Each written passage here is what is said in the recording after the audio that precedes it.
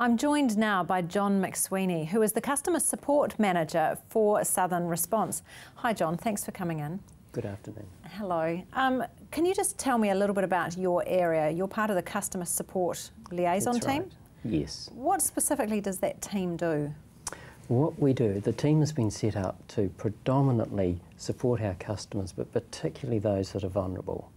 And what we can do is assist those customers through the claim process, through all the decisions that they have to make. We have a real focus for those customers on supporting them as individuals, as people, rather than concentrating exclusively on the technical side. So it's a little bit less of the numbers, more of the name and who you are and where you're from. Very much so. We don't have time frames that we can allocate to customers or to the process, and we take that extra time to be able to listen, understand their current situation, where they've come from, and to be really able to just help them through the process at their pace. And so now, how are you actually able to do this? Is this only on telephone? Is this in person? How does it work? Well, we've now got quite an extensive team in place. We've got 10 people that can support our customers in this way. It really is, and Southern Response has put really a huge commitment and resource into making this available for our customers. And we do talk to them by phone, but and there's email of course, but predominantly we'll go and visit.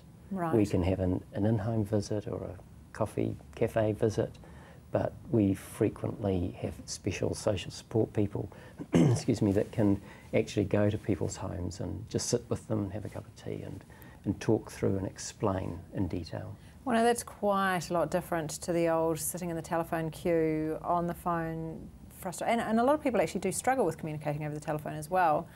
So how long has this been running? Has this specialist team been? It's really it's evolved. We started out with just a couple of support people, but over a year ago, and we found that was working quite well. But over this last 6 months or so, we found that we really needed to put more effort into that, and having identified more and more people and seen what they needed to go through the process. So that's how it's come about.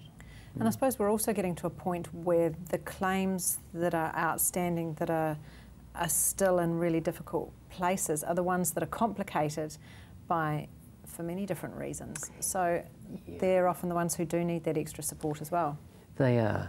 Some of those claims are complicated because of the time that it's been, for all sorts of reasons. Some of them we've just taken over recently from EQC, and they are complicated. So many of those people have been waiting patiently without sort of making a fuss, and now that we're ready to attend to them, or able to attend to them, we really need to give them that extra support. Yeah. How do they get identified? You know, who is it that's directing clients to go, right, you need a wee bit more, you need to go and see John's team? Right. It's quite interesting because that identification comes from a number of sources. Customers themselves, they let us know, or they find that they're struggling with the complexity of everything that they've got to do. So is this the person who has the complete meltdown on the end of the phone? Sometimes and gets directed? Okay. Sometimes it's like that. Others that have sort of a medical condition, whether it's a physical or some other sort of medical condition. They might have very young children that also have medical conditions, or that have the medical conditions. Referrals from social agencies like the earthquake support coordinators, and our staff, our technical people that are perhaps doing an assessment on the house, or talking to them in the normal claim process, but finding that that person isn't really coping as you would expect somebody to be able to cope. They get identified to us. Right, so there must be an awful lot of people who on paper look like they'd be absolutely fine to manage it, and then when someone actually goes out for a site visit, all of a sudden you can start to see that actually they're not quite managing.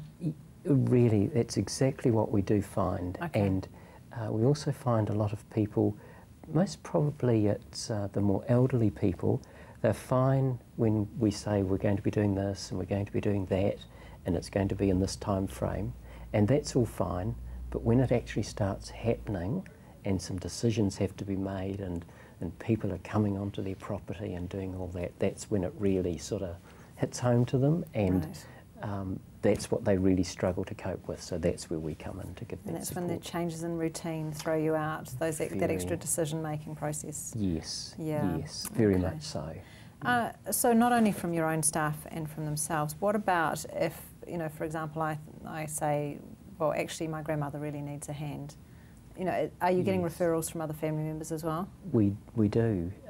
It's one of our biggest sources now. Oh, okay, as other family? Other family members saying right. that my grandmother or my auntie or my mum and dad, particularly for adult children that are not in Christchurch. And who haven't been through the process and don't understand? Yes. Yeah. Because unfortunately it is quite a complicated process to go through, and it's very time consuming. Oh, absolutely. To whether it's private insurers like us, we're dealing with pretty major repairs to houses because it's been given to us from EQC, so it's worth at least more than $100,000 worth of damage. And if it's a rebuild of the house, well, there's a whole process around getting rid of the old house and designing the new one and all the complications that go with that. So it's quite a time-consuming process. Do you have a limit on your resources? You know, are you in a situation where you go, look, we can actually only give you 10 hours of support, or how does that work? No, there isn't. We've been really fortunate for our customer support team that we have not got time limits as to the amount of time that we can put into somebody. So in some cases it might take 2-3 visits, others it might be 10 sort of thing, but there's no restriction on the limit as to resources we can put into somebody. So when you're in the middle of all these visits and you're identifying, actually, we've got a whole lot of other issues going on here, or your staff members go, I think we're edging into, you know, other depression issues and those kinds of things, which are, you know, been quite well documented in the media. What do you do there? That gets quite challenging for us, but for your staff as well as yeah. Very much, yes, because that sort of causes quite a bit of stress for them to deal with and see the state that some people might be in. So there are a number of other support agencies that, if they're not already involved, we can call on them to be involved. Excellent. And that's really great help. Thanks, John, very much for your advice, and it's been great chatting to you. There are an awful lot of things happening out there that we don't necessarily realise are there to help support us. So now stay with us, because we've got a lot more coming up after the break.